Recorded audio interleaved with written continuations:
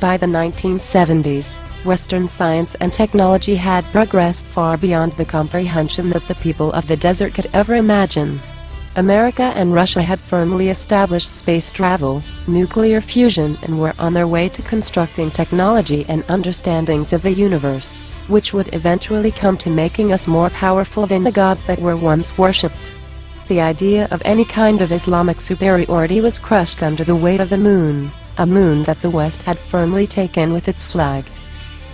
In 1975, King Faisal of Saudi Arabia offered his physician, Dr. Maurice, $6 million to construct a book which would attempt to connect the Quran with scientific knowledge, in a pathetic effort for Islam to reclaim its earlier failings as the supposed work of God.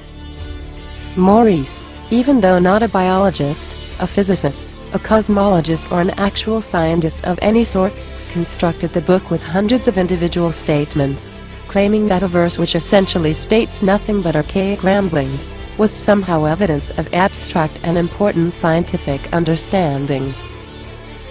Over the next 30 years, other conmen such as Harun, Yahya, Zakir Naik, and Yusuf Estes would take his place in a bid to try and convince others of the exact same ridiculous claims, using blatant lies, half-truths, distorted translations, and a blatant disregard for history and the science that supposedly proves the Quran.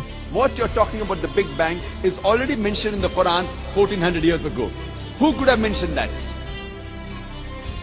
The concept of miracle verses only continues through ignorance of the listeners, who blindly accept the claims of the conmen, but never take a single moment to see if the claims are even true, relying on scientific illiterate liars to tell them what science says. Sister, I have not come across any book which says fact of evolution. All the books say theory of evolution. There is no book I have come across saying fact of evolution. Blowing up or the random dropping of this glass on the pavement, you'll get mess. You don't ever get order. You don't have order that comes out of chaos. Never, ever. It doesn't happen that way.